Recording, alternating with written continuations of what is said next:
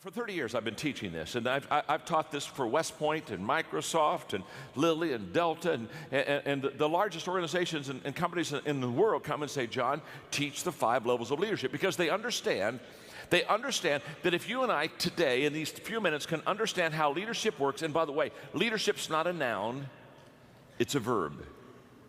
It's action, it's moving. And if we can understand how to go from level 1 to level 2 to level 3 to level 4 to up to level 5 in our leadership, we expand our leadership, we expand our influence, and we expand our effectiveness. So I'm ready to go. I know you're ready to go. Okay, here we go. Level 1, we're going to start at the very bottom level. This is where you start. This is where we all start. The bottom level is the position level. At level number 1, this is where we all start. We all start with a title. We all start with a job description. We all start with a position. Okay? And the key word at level number 1, the key word is rights, R-I-G-H-T-S, rights. In other words, people at level number 1 follow you because they have to. In other words, you're the boss, or you have a title, or you're the supervisor, and anybody that's under that person, they just basically follow that person.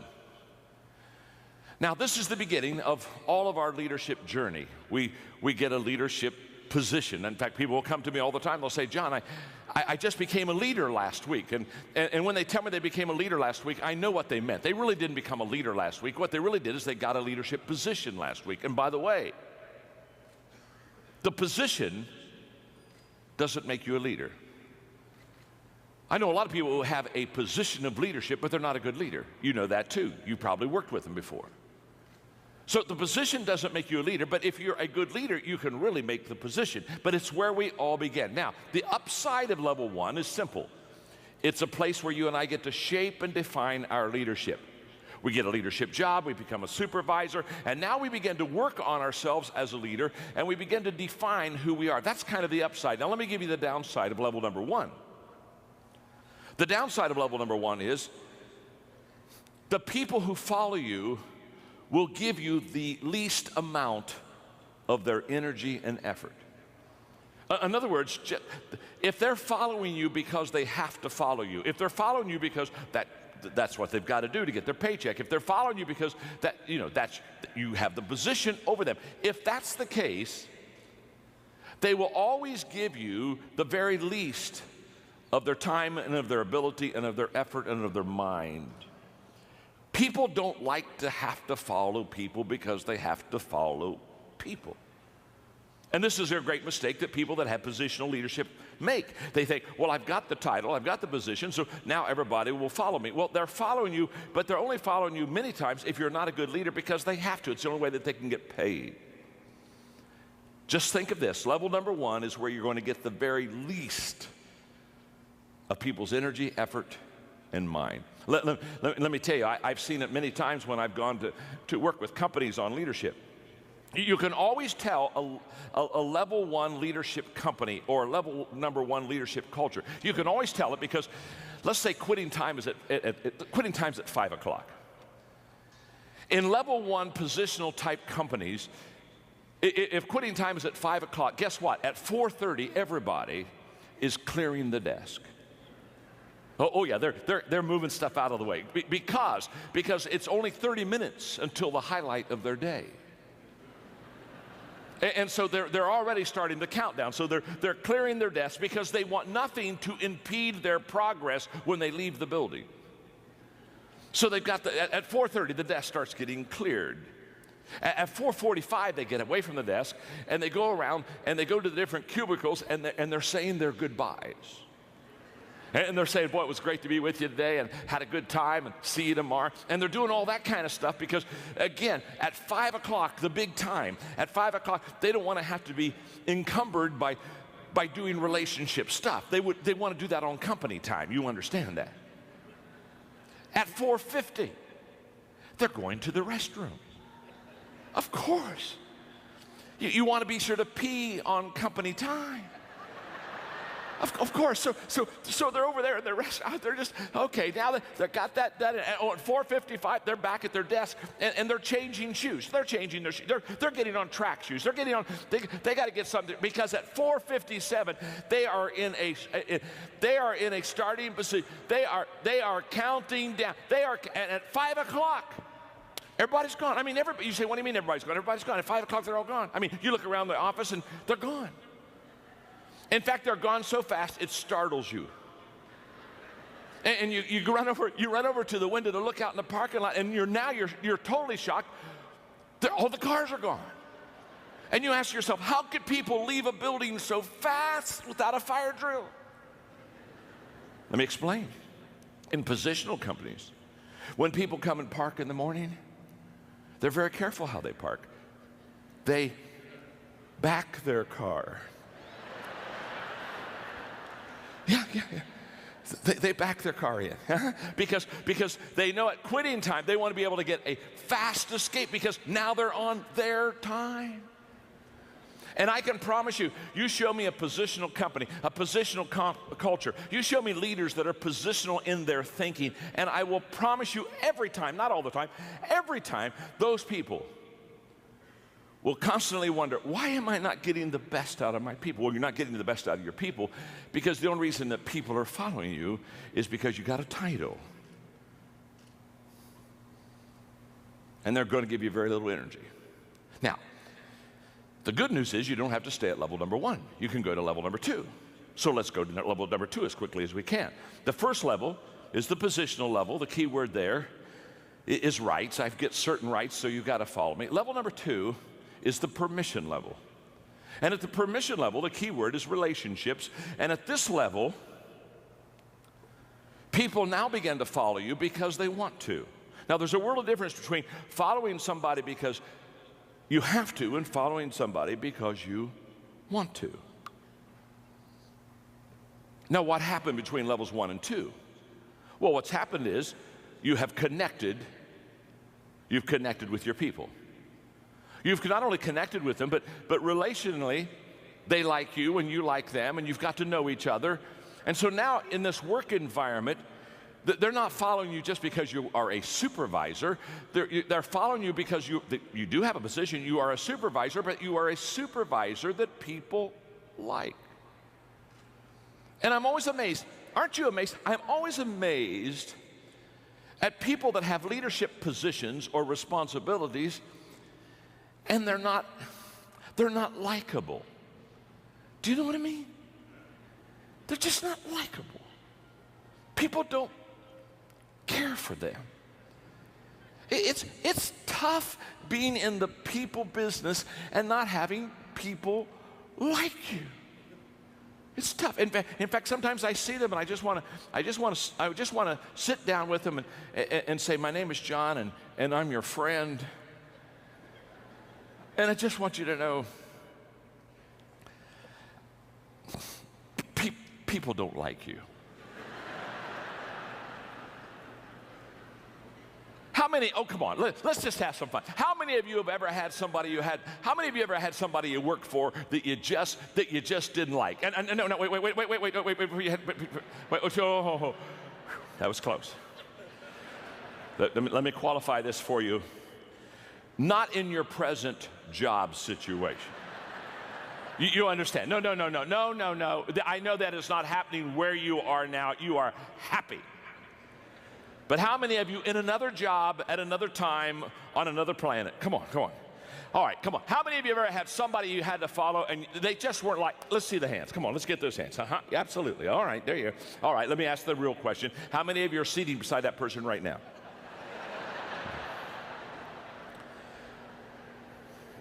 Relationships with people are the foundation of leadership. You build your leadership off of relationships. Why? Because leadership is influence. And you cannot influence somebody that you antagonize. And every one of us know what it's like to have somebody,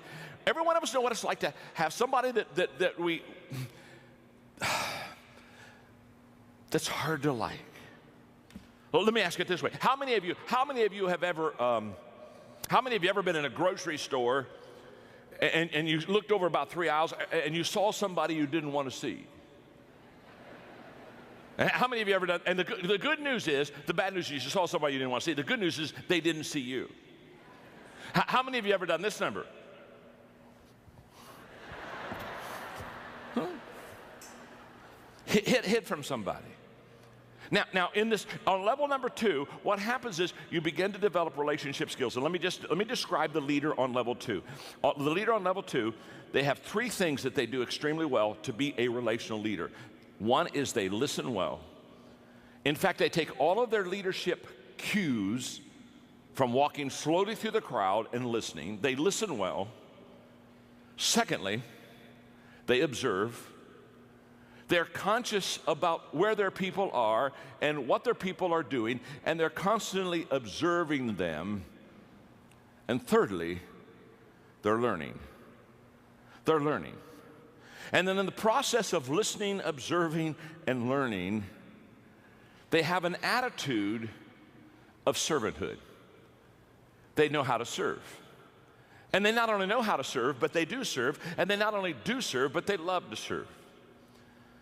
One of the things that I love about Chick-fil-A, I live in Florida now, and so when I went down there, I began to talk to Chick-fil-A people. Said, come on, you got to get a whole bunch of Chick-fil-A's down in my area because I lived in Atlanta and I need my Chick-fil-A fix, and they're starting to come down, and it's wonderful. But can I tell you what I love about Chick-fil-A? They have a servant culture. Level number 2, they got that wired. They've got this relationship stuff wired. It's my pleasure. How can I serve you? It's a mindset. It's a culture. And if you're going to grow as a leader, you have to grow beyond your position, beyond your title. Yes, you have a position. That's level 1. But the second level is relationships and the ability to get along with people. That's level 2. Let's go to level number 3. There's another level higher. The third level is the production level. The key word there is results. And at this level, you're starting to help the bottom line of the company. You're starting to, quote, bring home the bacon. At this level, you become effective as a leader. And you become effective as a leader on level number 3 because you produce. And the characteristics of leaders at level number 3 are very common. One is that they produce by example. In other words, they are the example for the other people that follow them how to be effective and how to be productive. You see, the greatest motivational principle in the world is that people do what people see.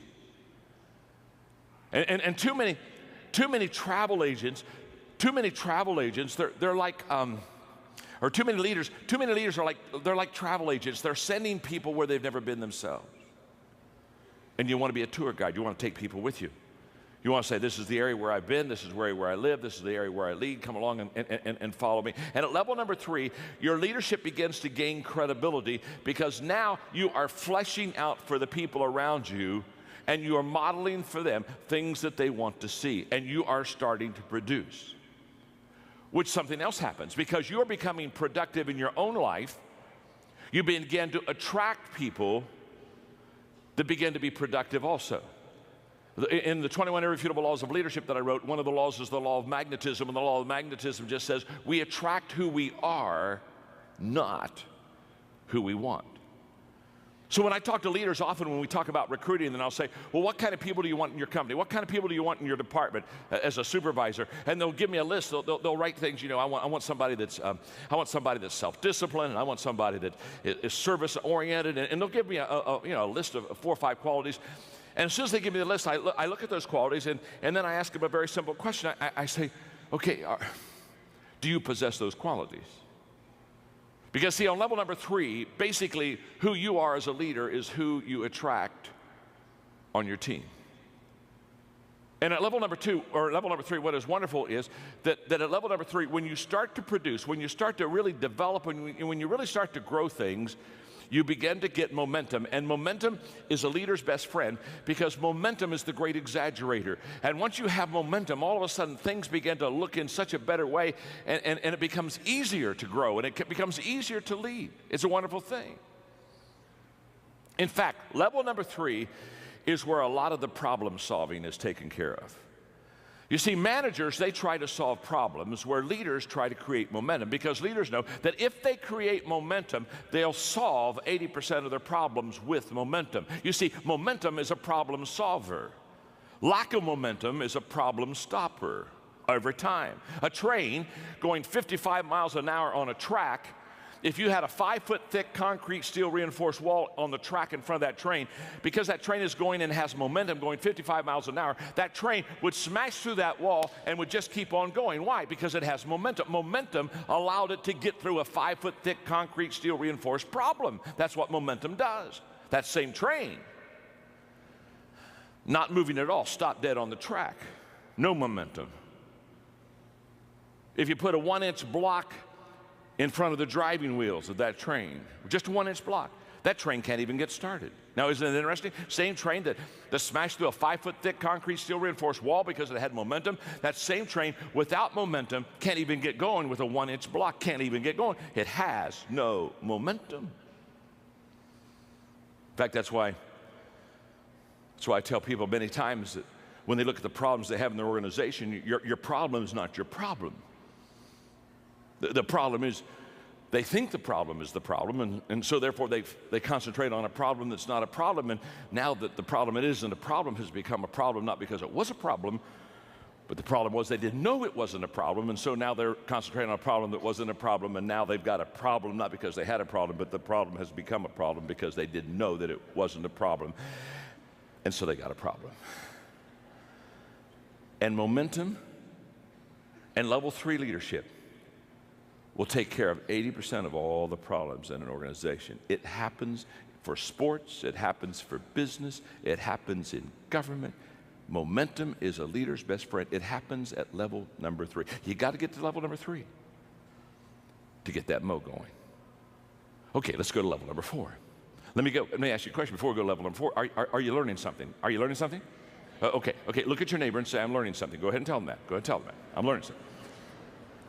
Look back at your neighbor and say, not enough yet. You still got 2 levels to go. You're not there yet. You're not there yet. Level number 4 is the people development level. This is what I live for. This is what I strive for. This is what excites me. Something magical happens when you begin to understand the most appreciable asset you have in any organization is the people of that organization. And you begin to commit yourself to developing the people within that organization, because how do you grow a company? You grow a company by growing people. And when you grow them, they increase their capacity. When they increase their capacity, they begin to increase the capacity of what you can do and what you can accomplish. Let me just share with you quickly 3 thoughts on developing people, just very quickly. Number 1 is the key to developing leaders, and the key to developing good people is in recruitment. The better person you bring in the door, the higher odds that you can do well with them. I remember having lunch one time with Lou Holtz, and Lou Holtz said, John, I've had bad players on my football team, and I've had good players on my football team. And he said, just to be honest with you, I'm a better coach with good players. Of course he is. Of course he is. Let me say something. 80% of your success of equipping people to be successful is in the front door on who you bring in. I wish I had time to develop that for you, because what happens is, unless you and I have a clear picture of what we're looking for, we don't know when we see it. Happens all the time. People come to me and say, John, I'm looking for some leaders for my company. What do you suggest? The first question I ask is, what does a leader look like? Give me the characteristics, give me the qualities. Please paint a picture for me. What does that leader look like? Because you've got to have that clear picture so that when you see that person, you know that they're one that you want. Recruitment is key. Number 2 is positioning. The ability not only to bring the right person in the front door, but also to put him in the right places. Collins would say, get him on the bus, get him on the right seat. And position is huge. And what I've discovered is that successful people have always positioned themselves well. When you see a successful person, they're successful because what they have done is they've found their strength zone and they've found their niche, and they stay right in that sweet spot, and they just work that sweet spot. You've never heard anybody be in an interview that was successful that you came up and you interviewed them and they said, well, the secret of my success is that I've never discovered what I was good at. Or the secret of my success is I've always worked on, I've just worked in my weakness. No, they're always in their strength. They've already discovered what they're good at. Now, successful people have discovered what they're good at. Successful leaders discover what other people are good at. Successful people position themselves well. Successful leader position the other people well. And at level number 4, that's exactly what happened. The leader is always looking at the people, observing, watching. Just like last week, I went back to my first school. I graduated from Ohio Christian University in a little town in Circleville, Ohio, and it's a little school, and I go back every year, and I give them a day to speak, and they get all the proceeds and keep the money. And so because I grew up in that town, I told one of my friends that played ball with me, Tim, I said, Tim, let the ball players, let the team know, let some of my high school kids know that I'm going to be in town, and let's have a dinner afterwards. And we had over 50 people came together. I hadn't seen many of my high school mates since I graduated from high school, clear back in 1965. And we had a wonderful time. We laughed and talked and told stories for 2 hours. And Coach Neff, our basketball coach, he came back. Hadn't seen him for years. And when I saw him, I thought of myself, and I thought of back in those scrimmages in basketball, because the first scrimmage every year, Coach Neff would take the first team, and he'd say, now I'm going to let you play the second team, but there's one condition. The first team is not going to play their position. And he'd take Doug Roth, who was 6'8", and put him out at point guard. I remember he stuck me one year under center, and he put all the first team players out of position on offense. But he let the second team play in their position. And the second team always beat us in the scrimmage. Why'd they always beat us? Because, and then he would stop and he'd say, let me just explain something to you. No matter how talented you are, if you're out of position, you'll never reach your potential. What was Coach Neff teaching us? He was coaching us, and he was teaching us that it's key to get positionally correct. And it's also, as a leader, key to get your people in the right position. And at level number 4, that's what happens. At level number 4, you recruit well, you position well, and then you equip well. Now you take them and say, okay, I understand what their strength zone is. I understand what their giftedness is. Now I'm going to equip them. I'm going to come alongside of them, and I'm going to develop them, and I'm going to train them. And I use a very simple, for many, many years, a simple 5-step equipping process. It really works. Step 1, I do it. It's that simple. You can't teach somebody what you can't do yourself. We may teach what we know, but we reproduce what we are. So if you're going to reproduce yourself, you got to be it yourself. So the first step is I do it. Step 2 is I do it and you're with me. I take you with me. Now we're going to spend time together. I'm going to be your mentor. I'm going to be your coach. You're going to watch me. You're going to observe me. You're going to see me in different situations. We're going to make sure that it works. We're going to make sure you're going to be able to ask me questions. Step 3 is now we turn it, and I hand the ball off to you. Now on step 3, you do it. You do it, and I'm with you. Now I'm watching you, and I'm tweaking you, and I'm helping you to get better, and I'm just really fine-tuning you. Step 4 is you do it. You just do it. You don't need me anymore. You know how to do it, and you do it well. And many times people think that equipping stops at step 4, but it doesn't. There's one more step that's absolutely essential. Step 5 is you do it, and somebody's with you. You've never really trained and equipped somebody until they can multiply themselves. That's where all compounding is. That's where all compounding of time, money, influence, the whole process. Compounding begins when you can train somebody who has trained somebody. I know that well because 14 years ago I started a nonprofit organization called Equip that is now the largest leadership organization in the world, and we've trained and equipped over 3 million people in 154 countries. And the key to that is we don't train anybody unless they make a commitment to train somebody else. It has to continue to go on. That's level number 4. It's a beautiful level to be on. It's the level where you develop people. Now there's one more level. That's level number 5. The pinnacle level. The pinnacle level, the key word there is respect. You've done it so well with so many for so long that people just absolutely follow you. They follow you because of who you are, the qualities you have in your life. They follow you because of what you have done. And there's a great amount of respect. And it takes a long time to get to level number 5. Most of us aren't there. All of us would probably like to be there, but it's a lifelong journey. And what I want you to understand about the 5 levels is that's exactly what leadership is. Leadership is an always ongoing, always learning, growing process.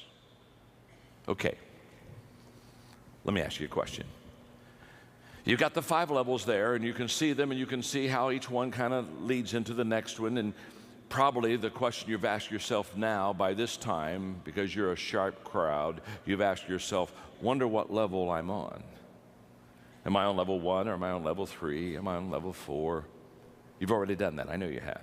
That's what I would be doing if I'd be sitting there. I'd be saying, okay, where are you, Maxwell? And if you ask that question and you kind of go deep in that question, you're going to get a little frustrated, because you know what you're going to discover? You're going to discover that you're not on the same level with everybody.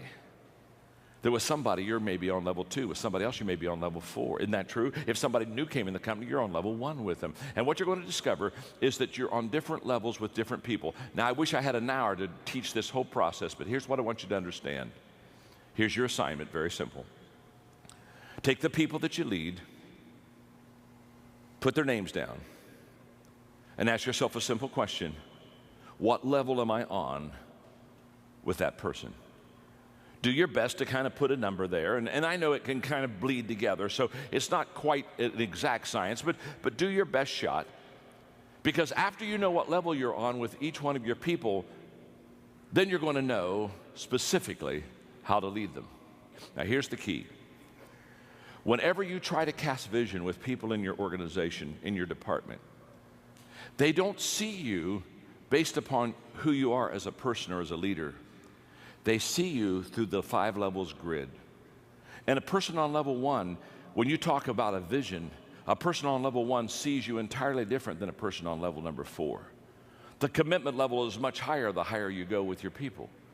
So therefore, when you cast a vision, or when you lay it out for your people and say, this is where we want to go, just understand, it may be the same company, it may be in the same building, it may be the same time, it may be the same speech, but the reactions are going to be different, and the reactions are going to be different because they're on different levels with you. So take the notes, study them, apply them to your life, begin to be a student of the 5 levels of leadership, and I wish you well.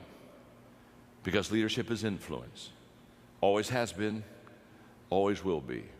And within you, you have the power to increase that influence. God bless. Thank you very much. Have a great day.